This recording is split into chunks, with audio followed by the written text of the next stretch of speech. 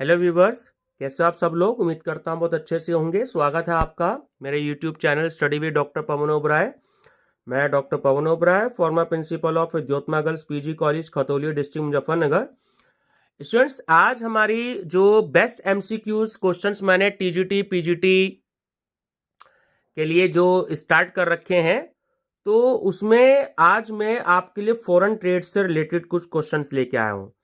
आप देख रहे होंगे कल जो मैंने आपको क्वेश्चंस दिए थे best MCQs for TGT and PGT के, तो उसमें मैं क्लास इसलिए मेंशन कर रहा हूं ताकि हर रोज मैं नए नए टॉपिक्स के जो भी कोई क्वेश्चंस कलेक्ट कर रहा हूं वो मैं आपको प्रोवाइड कर रहा हूं। इसमें त्रिस्तरीय क्वेश्चन अभ्यास का मतलब यह है कि कुछ ट्रेडिशनल क्वेश्चंस हैं, कुछ जो है आप पे करंट क्वेश्चंस हैं और कुछ एक्सपेक्टेड क्वेश्चंस हैं। ठीक है, तो ये तीन कैटेगरी जो है इन क्वेश्चंस में है। तो चलिए आज हम जो है डिस्कस करते हैं विदेशी व्यापार, फॉरेन ट्रेड।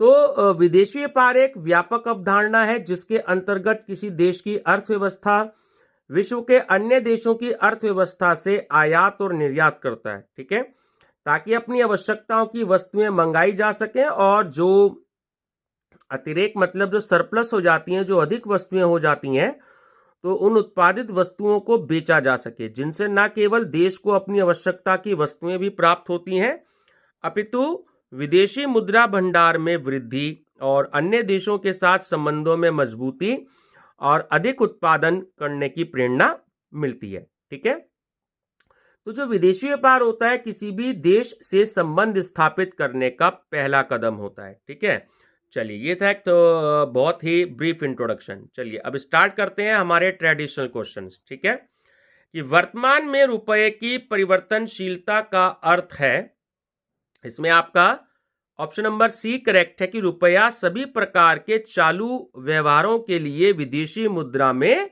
परिवर्तनीय है। चलिए क्वेश्चन नंबर 2 कि सुपर 301 संबंधित है, तो जो सुपर 301 संबंधित है वो ऑप्शन नंबर डी करेक्ट है कि मुक्त व्यापार में अवरोध। ठीक है, क्वेश्चन नंबर 3 कि भुगतान संतुलन में सन्निहित होता है। ठीक है, तीनों है, ये मैंने आज की जो वीडियो कराई है उसमें भी है, जो एनटीए नेट वाली कराई है, तो आप लोग अगर देखना चाहें तो उसे देख सकते हैं, अगर जिन लोगों ने ना देखी हो। तो एक नई सीरीज आज मैंने स्टार्ट करी है कि एनटीए नेट, आईएएस, पीसीएस और सिविल सर्विसेज। ठीक है, उसी क्लास 1 आज हो चुकी थी, तो जिन्होंने ना देखा हो तो वो आज देख सकते हैं, उसे सब्सक्राइब करके प्लेलिस्ट में जा करके देख सकते हैं। तो भुगतान संतुलन में तीनों ही चीजें शामिल होती हैं, दृश्य व्यापार भी होता है, अदृश्य व्यापार भी होता है और ऋण भी होते हैं। ठीक है, सही आंसर है ऑप्शन नंबर डी, उपयुक्त सभी। क्वेश्चन 4 की एकल यूरोपियन मुद्रा का क्या नाम है, ऑप्शन बी यूरो। क्वेश्चन 5 एक देश अपनी मुद्रा के अवमूल्यन का सहारा लेता है, तो ऑप्शन नंबर ए करेक्ट है कि व्यापार शेष को ठीक करने के लिए। क्वेश्चन 6 कि भारतीय रुपये को परिवर्तनीय बनाया गया है, ऑप्शन बी चालू खाते में अगस्त 1994 में। ठीक है, क्वेश्चन 7 कि भारत में रुपये का अवमूल्यन पहली बार किस वर्ष में किया गया था, तो वो था सन 1949 में, ऑप्शन नंबर ए। क्वेश्चन 8 कि मुद्रा अवमूल्यन का अर्थ है, तो ऑप्शन नंबर ए करेक्ट है कि अंतरराष्ट्रीय व्यापार में प्रयुक्त प्रमुख मुद्राओं के सापेक्ष जानबूझकर मुद्रा मूल्यन में कमी। यह भी क्वेश्चन सुबह की वीडियो में मैंने कराया है आपको। ठीक है, क्वेश्चन नंबर 9 की जब कोई देश अपनी मुद्रा का अवमूल्यन करता है तो इसका प्रभाव होता है कि ऑप्शन बी करेक्ट है कि आयात महंगे हो जाते हैं और निर्यात सस्ते हो जाते हैं। ठीक है, ये वाला क्वेश्चन भी कराया था। कुछ क्वेश्चन देखिए यूनिक होते हैं जो हर एक कंपटीशन में पूछ लिए जाते हैं, नेट में, स्लेट में, टीजीटी में, पीजीटी में, बीएड एंट्रेंस में, या और भी कोई जो भी पीएचडी एंट्रेंस हो गया या एमफिल एंट्रेंस हो गया, या आपके जो हायर एजुकेशन के जो पेपर होते हैं उसमें भी पूछ लिए जाते हैं। ये बड़े यूनिक क्वेश्चन होते हैं। ठीक है, आयात महंगे हो जाते हैं और निर्यात सस्ते हो जाते हैं। क्वेश्चन नंबर 10 है कि भारतीय रुपये की पूर्ण परिवर्तनीयता के प्रश्न का परीक्षण जिस समिति के द्वारा किया गया है, तो ऑप्शन नंबर सी करेक्ट है, तारापोर समिति द्वितीय। क्वेश्चन 11 के निम्नलिखित कथनों पर विचार कीजिए। भारतीय रुपया पूर्णतः परिवर्तनीय है। तो देखिए ऑप्शन ए करेक्ट है, केवल पहला जो स्टेटमेंट है वो ठीक है कि भुगतान संतुलन के चालू लेखा के संबंध में। ठीक है। क्वेश्चन नंबर 12 कि कथन दे रहा है कि मुद्रा का अवमूल्यन जो डिवैल्यूएशन है वो निर्यात को बढ़ाने के लिए किया जाता है। ठीक है, मुद्रा का अवमूल्यन निर्यात को बढ़ाने के लिए किया जाता है, बिल्कुल ठीक है बात। और कारण क्या दे रखा है कि विदेशी बाजार में घरेलू वस्तुएं सस्ती हो जाती हैं, यह भी बिल्कुल करेक्ट है। तो ऑप्शन नंबर आपका ए करेक्ट है कि ए और आर दोनों सही हैं और आर जो है वो ए की सही व्याख्या करता है। ठीक है, ये बात वैसे भी हमें पता होनी चाहिए कि जब डिवैल्यूएशन होता है तो जो वो एक्सपोर्ट है वो उनको बढ़ाने के लिए किया जाता है और जो विदेशी व्यापार में जो हमारी घरेलू वस्तुएं वो सस्ती हो जाती हैं। ठीक है, ये बात ध्यान रखने वाली है।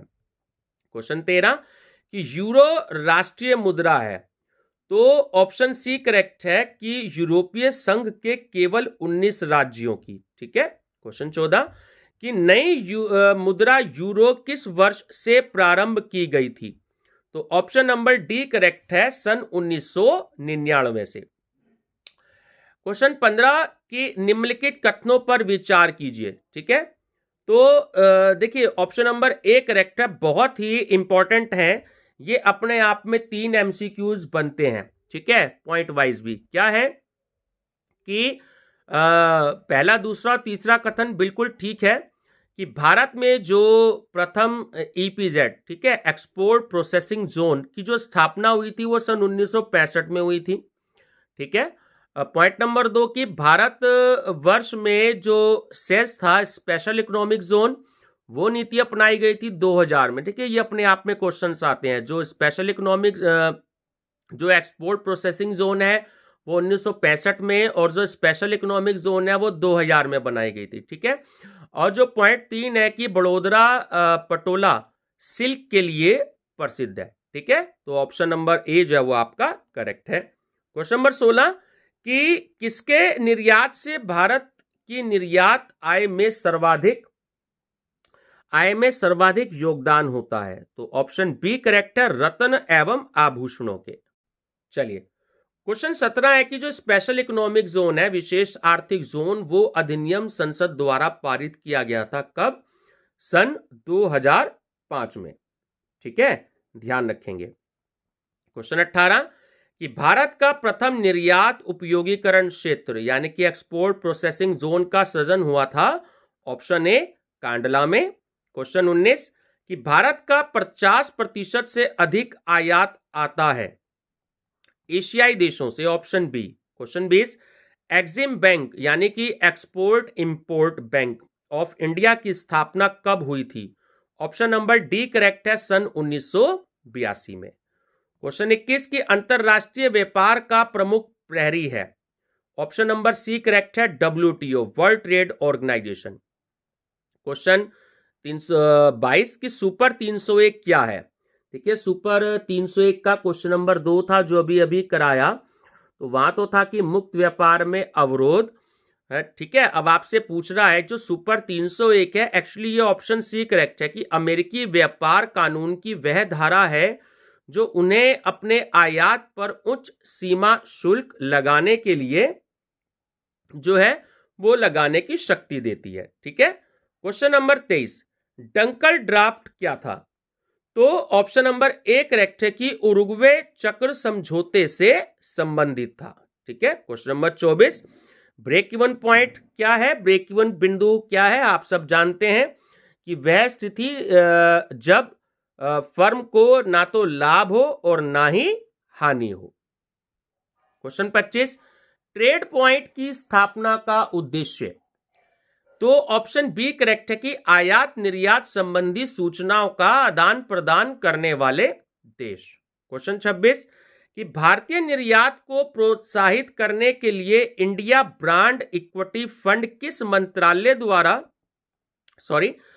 ठीक है स्थापित किया गया, तो वो है ऑप्शन नंबर ए वाणिज्य मंत्रालय। ठीक है। क्वेश्चन 27 कि इंडिया ब्रांड इक्विटी फंड की स्थापना कब की गई, बहुत इंपॉर्टेंट है, तो सन 1996 में, ऑप्शन नंबर बी। क्वेश्चन 28 कि भारत के किस नकदी फसल कमर्शियल क्रॉप के निर्यात के द्वारा अधिकतम विदेशी मुद्रा की आय प्राप्त होती है? तो ऑप्शन सी करेक्ट है, चाय। ठीक है। क्वेश्चन 29 की वस्त्रों की रंगाई में एजो आधारित रंगों के उपयोग के कारण किस देश ने भारत से टेक्सटाइल आयात बंद करने की घोषणा की है? Option number B, Germany.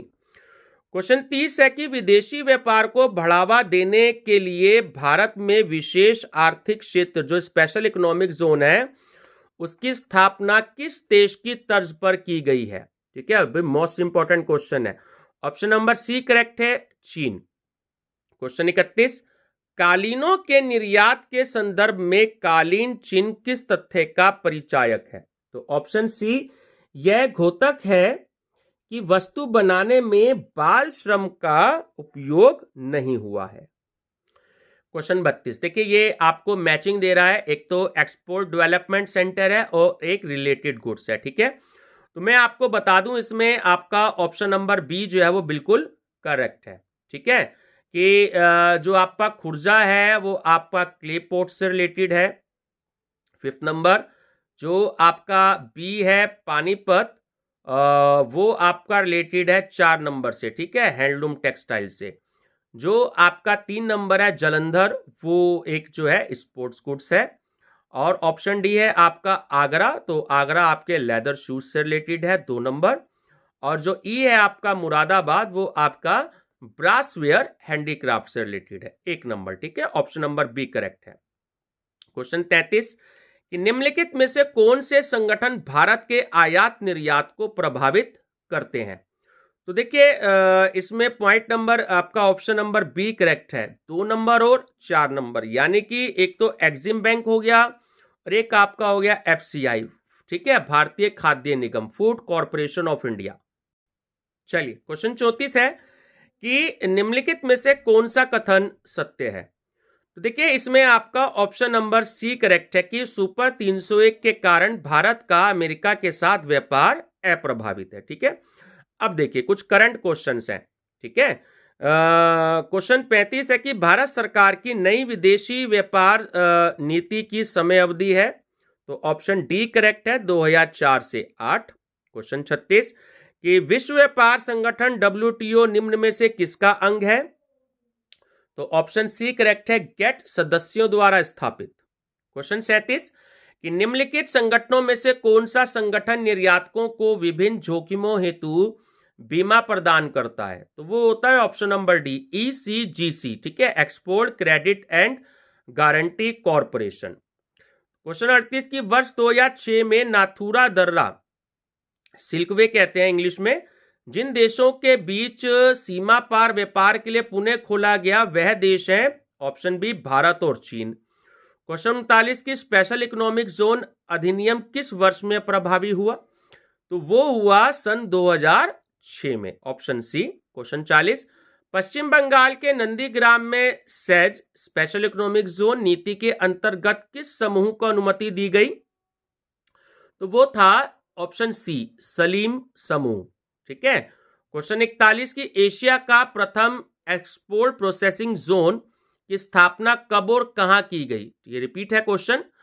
Option number A, सन 1965 में की गई और कांडला में की गई। ठीक है, क्वेश्चन 42 देखिए मैं आपको बार बता दूं कि ऑप्शन सी इसमें सही है कि ए तो ठीक है, यानी कथन ठीक है कि वर्ष 1991 के पश्चात भारत के कुल निर्यात में पर्याप्त वृद्धि हुई, लेकिन कारण गलत है कि भारत सरकार निर्यात में वृद्धि अवमूल्यन द्वारा ही करती है। ठीक है, क्वेश्चन नंबर है आपका 43 निम्न में से कौन रुपए की मजबूती एवं गिरावट को दर्शाने का श्रेष्ठ उदाहरण है? ठीक है, देखिए रुपए की मजबूती और गिरावट दोनों ही बातें हैं।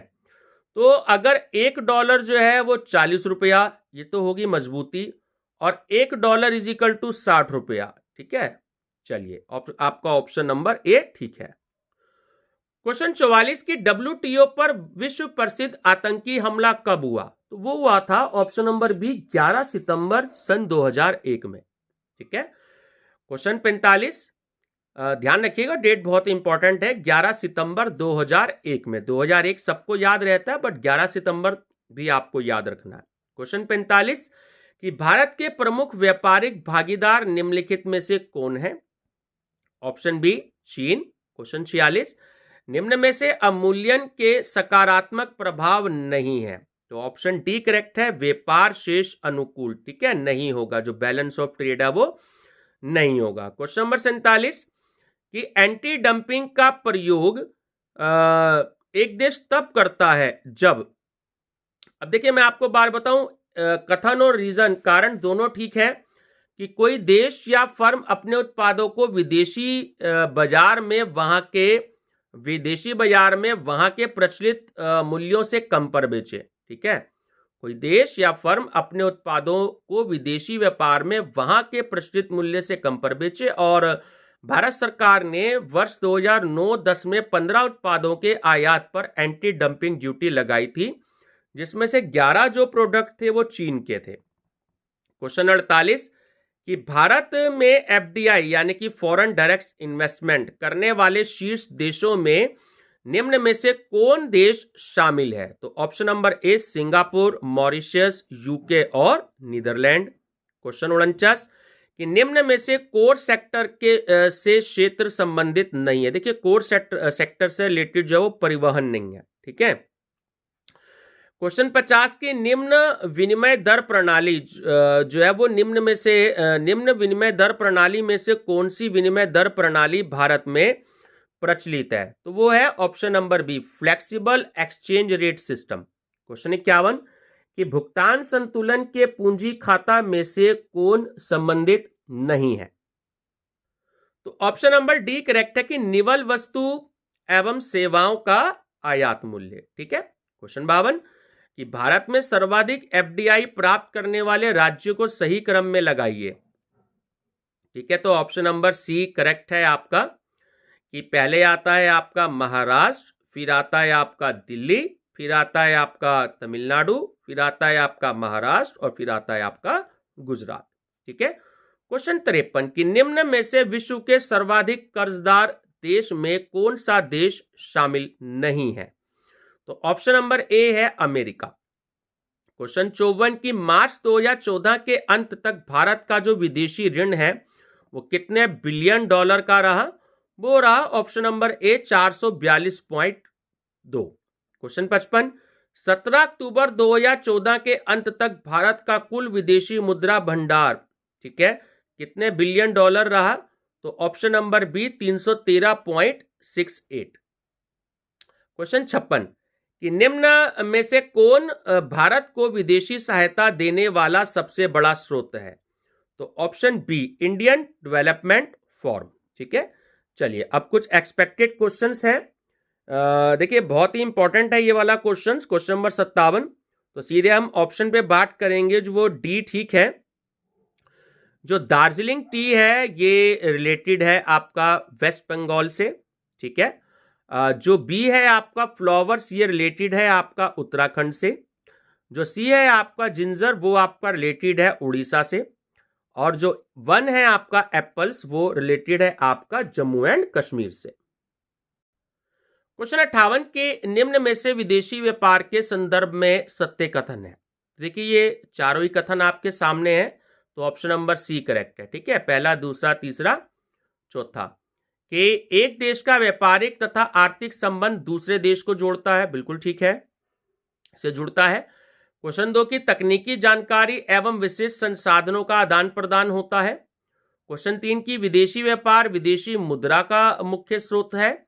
और चौथा की भारत के विदेशी व्यापार का प्रमुख भागीदार चीन है। ठीक है, क्वेश्चन नंबर 59 योजना आयोग का, जो कि अब नीति आयोग है, इंडिया विजन 2020 के अनुसार भारत में बेरोजगारी की दर को 7.3% जो 2000 की स्थिति है, ठीक है, से घटाकर 2020 तक कितने प्रतिशत करने का लक्ष्य है? तो ऑप्शन नंबर बी है 6.8। ठीक है, question number 60 foreign trade policy 2009 से 2014 के तहत किन शहरों को टाउन ऑफ एक्सपोर्ट एक्सीलेंस का दर्जा दिया गया है? ठीक है, तो देखिए इसमें पहला, दूसरा और तीसरा ठीक है, जयपुर को, देवास को और मलिहाबाद को। तो आपका ऑप्शन नंबर डी इसमें करेक्ट है। Question number 61, multi products sales में भूमि के अधिग्रहण को घटाकर कितने हेक्टेयर कर दिया गया है? ठीक है, तो ऑप्शन नंबर बी है 500 hectare. Question number 62, single window system क्या है? सॉरी, सिंगल विंडो सिस्टम है। तो ऑप्शन नंबर बी करेक्ट है कि आयात निर्यात से संबंधित सभी कठिनाइयों को एक स्थान पर ही सुलझाना। ठीक है। क्वेश्चन 63, फेमा किस वर्ष लागू हुआ? तो हम कई बार डिस्कस कर चुके हैं। ऑप्शन बी करेक्ट है, 1 जून 2000 को। ठीक है।